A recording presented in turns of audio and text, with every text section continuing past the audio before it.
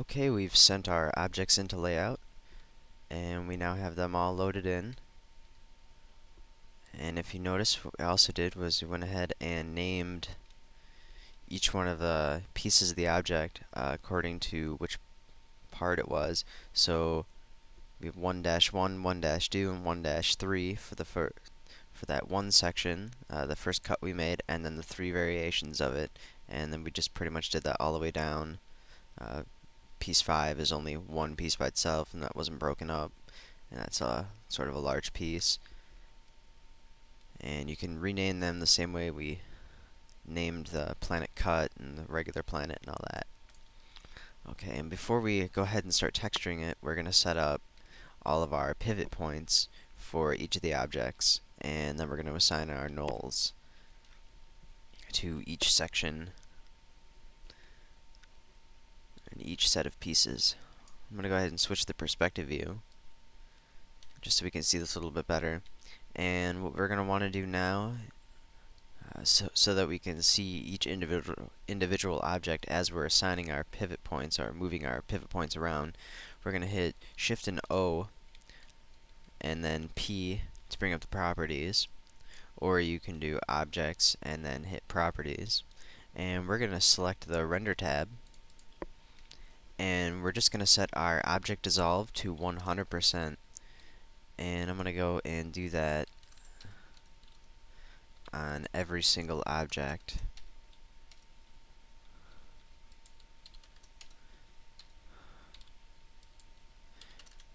And what that's going to do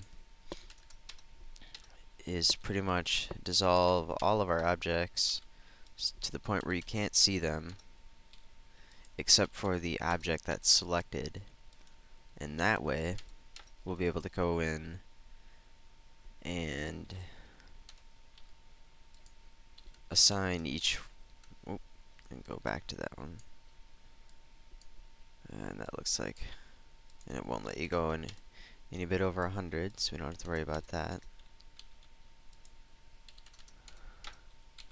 And if you just type in 100% and then hit enter and then hit enter again and then just hit the down arrow, it'll take you to your next object, or you could select it from the list, whichever way works for you.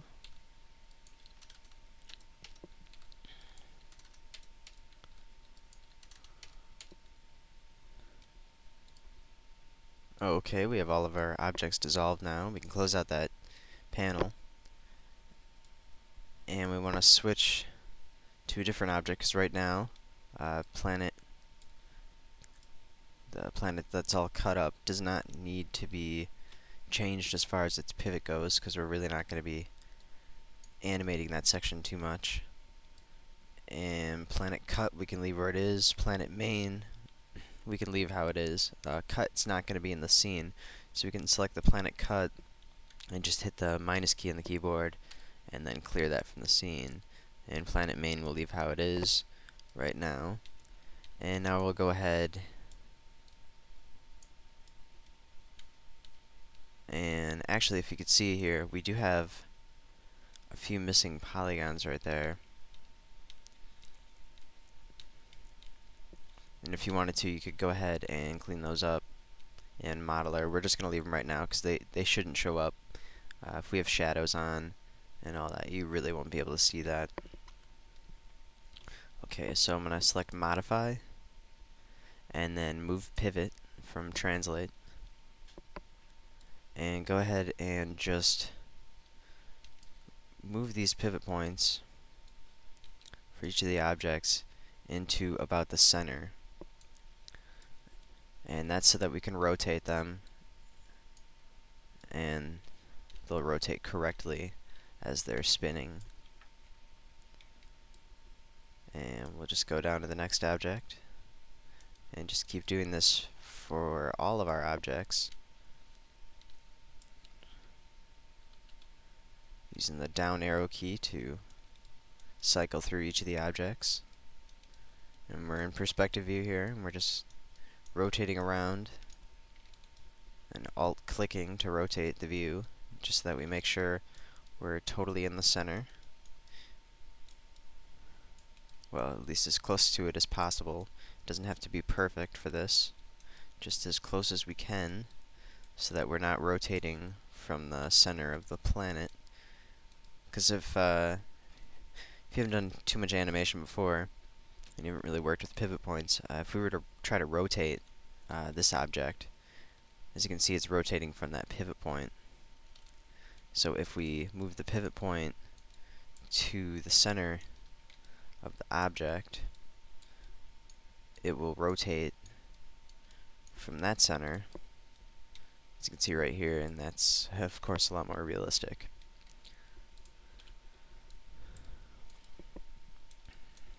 So we'll just go ahead and rotate, or move all those pivot points to their centered of their respective objects. Okay, we've finished moving all our pivot points, and we've gone ahead and returned the dissolve to 0 for all of the objects except planet main, which is going to be our uncut up planet object. And if you notice right here, we have a lot of weird displaying geometry kind of sticking through the planet. But if we go ahead and if we were to do a render of that, you could see that those really don't show through, and it's just kind of a layout artifact. And we'll be able to take care of all of our still shots before that with using that object replacement anyway, so we really don't have to worry about that. The next thing we're going to do now is start setting up our null objects. And what we're going to do is we're going to have a total of 7 null objects, 1 for each of the sections, and we're going to parent each one of the pieces to each one of the nulls for the sections. So item, and select add null, and we're just going to call this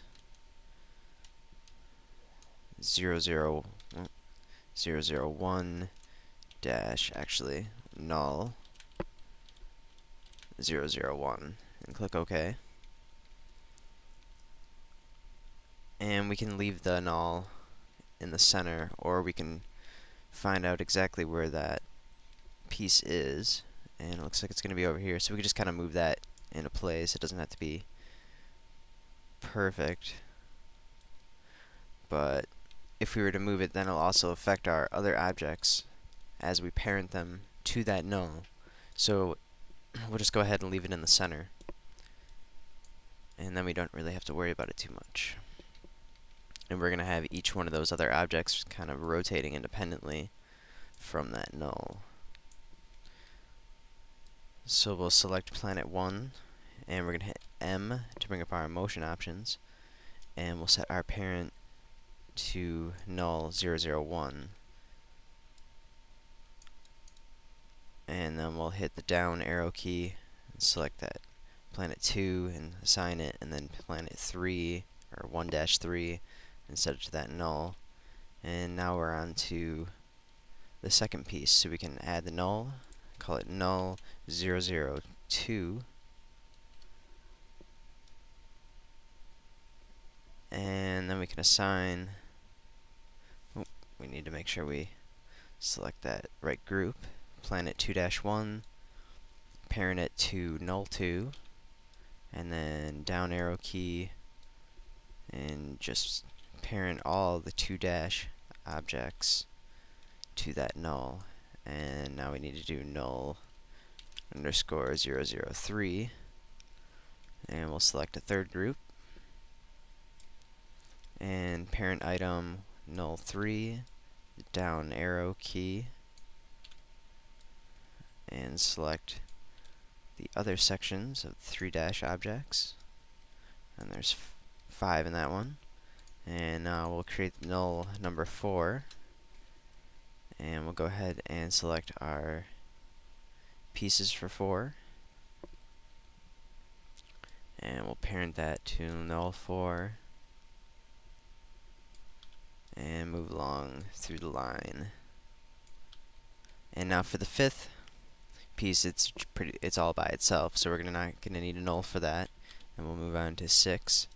We'll create a null for 006, and we'll go ahead and select that section, those pieces, and we'll parent it to null 6, move down, and cycle through the objects, assigning them all to the 6, and then the last one is going to be null 007.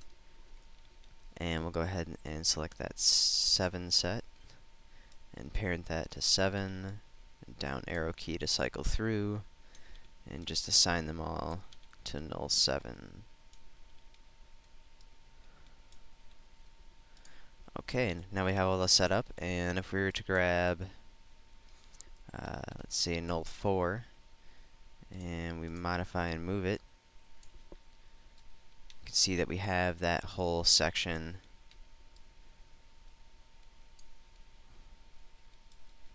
and if we go ahead we can take a piece off of it, but they all move together with this null. And go ahead and undo that. And now we can start setting up the texture for the planet itself. And for this, what I'm actually going to do is grab that null, or grab any of the null objects. We'll just do null 4 again, and we're going to move it out of the way and make sure we have a keyframe set for that. I have auto key create on, so we don't have to worry about manually creating that frame. But that's just so we can render it while we're setting up the texture and we can see the inside, because otherwise we won't be able to see the inside. And then we can just go ahead and reset that movement just by going to reset under general, under modify, and that'll move it back into the center, and then we can go ahead and start animating it. Alright, so we're going to pull up our surface editor, and the first thing we're going to work on is the cut. And for that, of course, we're going to change our colors now. And for this we want kind of a dark gray, a rather dark gray, more of a close to black. And I'm going to hit the texture button for color, and we're going to change this to a procedural texture. And we want to change this color to black, completely black. And you can't really see too much because of the way the lighting is set up. I'm going to turn off use scene lights, and I'm actually going to go ahead and lighten up that other dark gray. And what I was talking about before, how it's easier to set up the scene and do the texturing and all that with a smaller object, that's just because right now we have 2 meters per square and the entire planet is only 4 meters. So it's going to be a lot easier to work with 4 meters as opposed to 5,000 or 20,000 meters as far as diameter. And so right now we can just pretty much type in, for this procedural texture, we'll just do 0.2, which is going to be 200 millimeters. Just to give us our desired effect. We're going to change the frequencies on this to 5, and the contrast we're going to change to 0.5, or actually, sorry, 50%. That's just so we get a nice dark edge, as you can see right here in sort of the preview.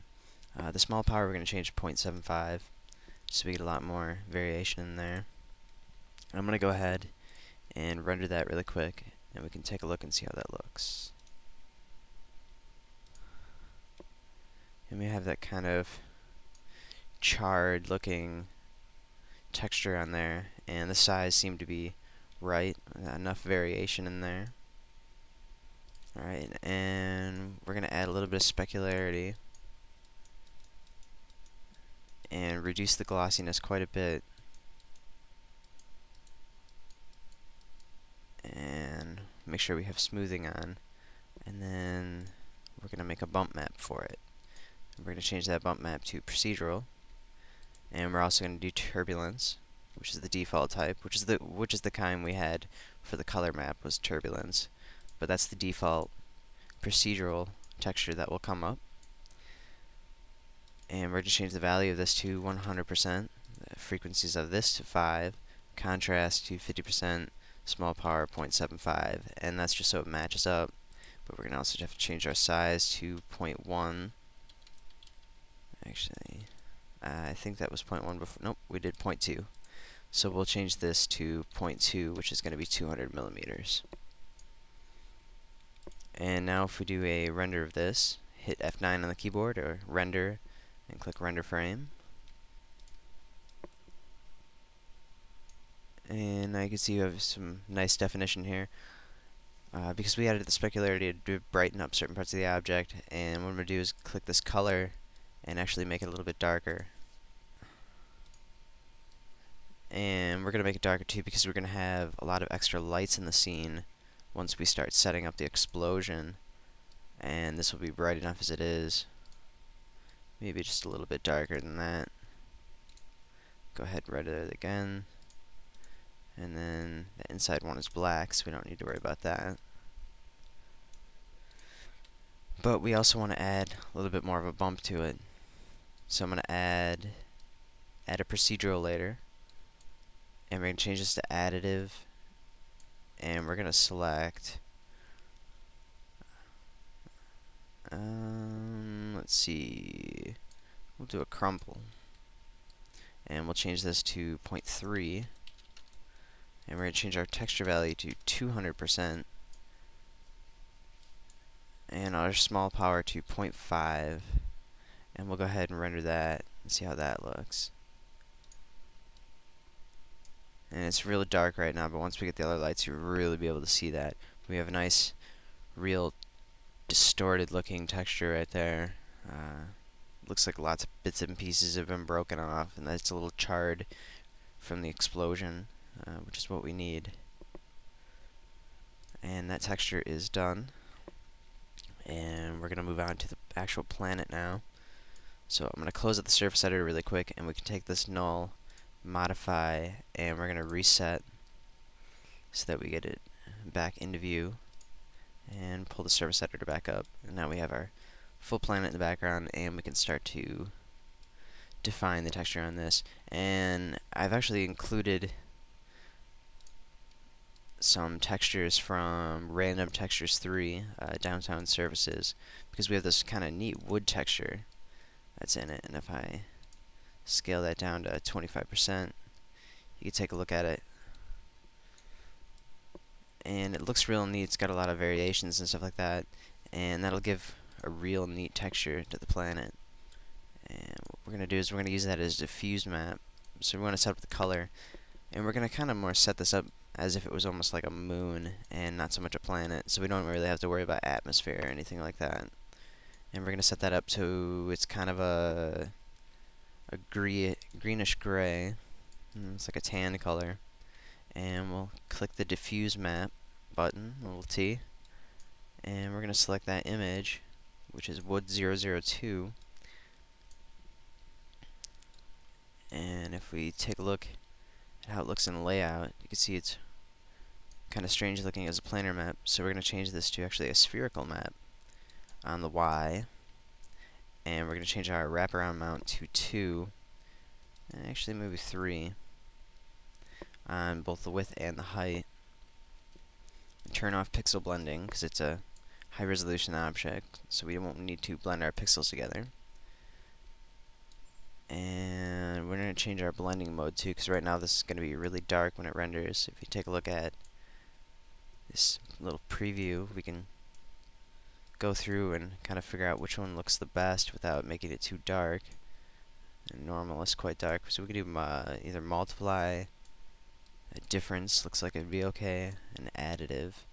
We're going to keep it on additive though right now, and we'll go ahead and do a quick test render just to see how that looks. And the coloration looks alright, except we do want to add a little bit more variation, so we're going to click the T next coloration, and we're going to use a procedural map for this, a procedural texture, and we use the turbulence. And we kind of want to match up to the other color we had before, but make it just a little bit darker. And then we're going to change our size of this texture to 0.4, which is 400 millimeters. And then we'll do a quick render on that.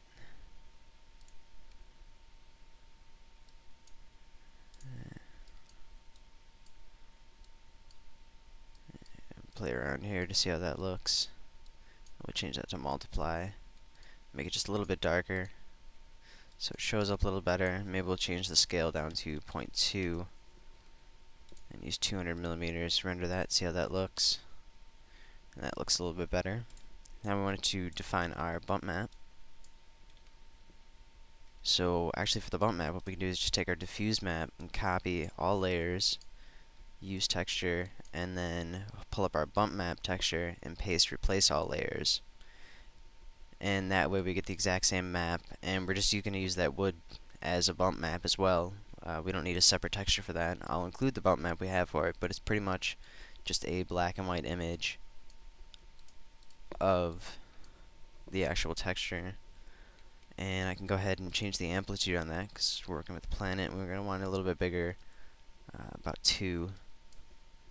And we'll render that and see how that looks.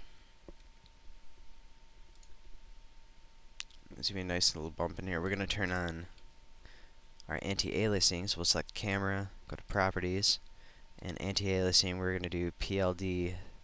We'll just do 2 passes right now. And if you're using anything earlier than Lightwave 8.3, you won't have that option.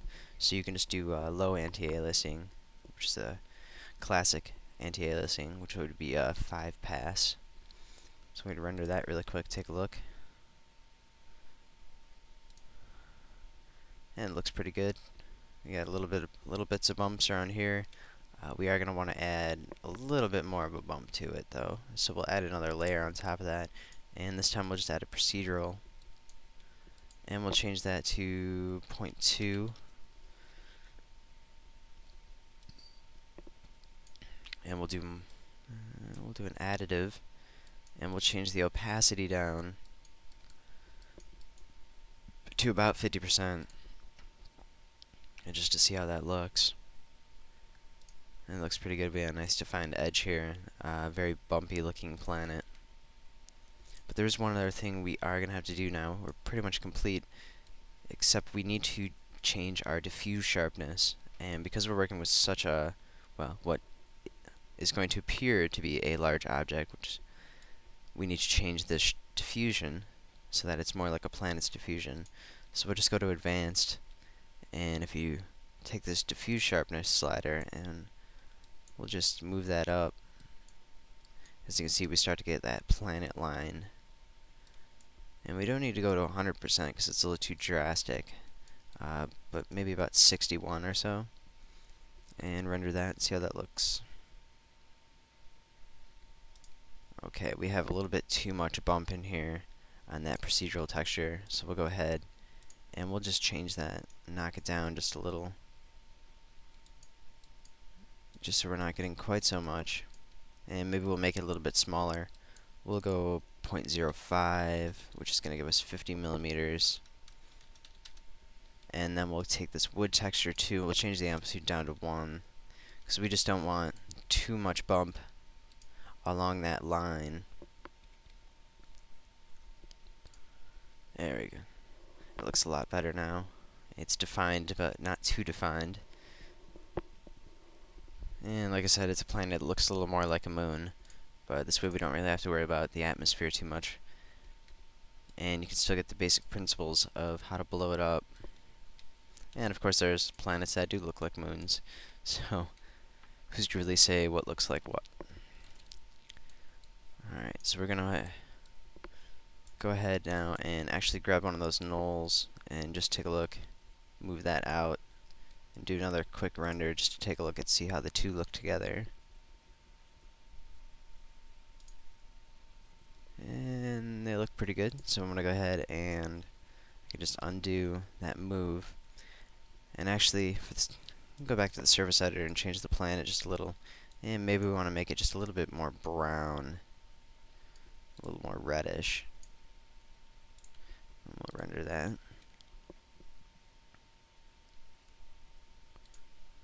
And it's too faint of a color. It doesn't really show up real well. Maybe we'll just change that back to a greenish looking tan color. Yeah, that should be fine. Just move that up.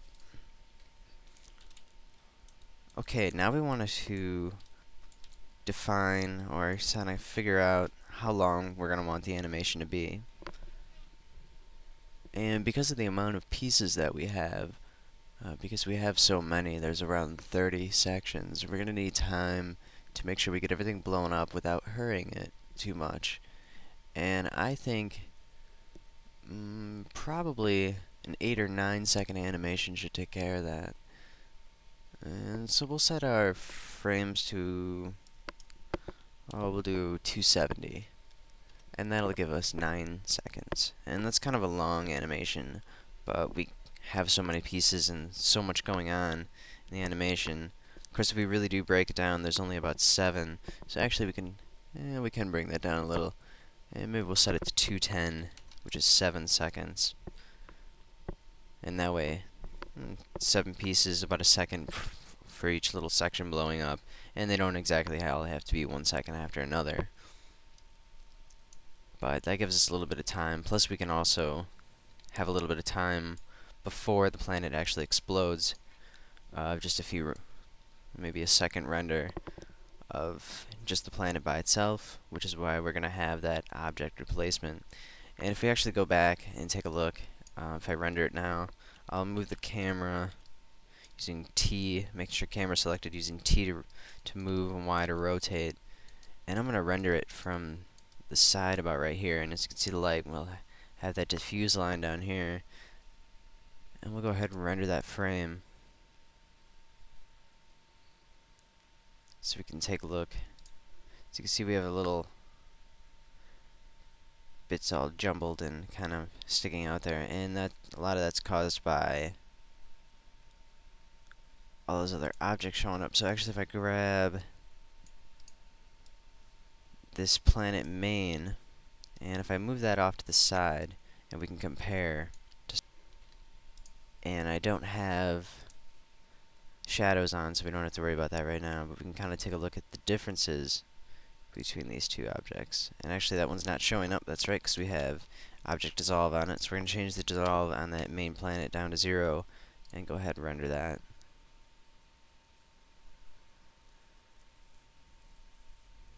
And actually it looks like a lot of that distortion is caused by a bump map just being a little bit too high. So we'll actually go ahead and change the planet, its bump map, and we'll just do it overall.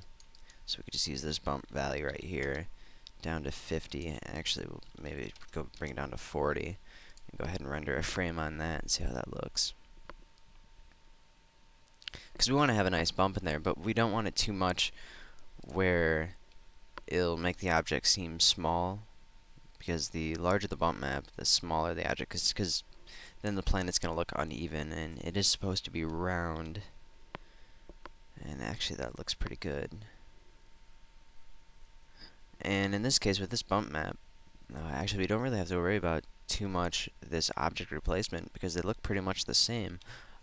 Sometimes though, in case this does happen to you, if you're working with a smoother planet, like if I was to turn the bump map off right now and go ahead and render this,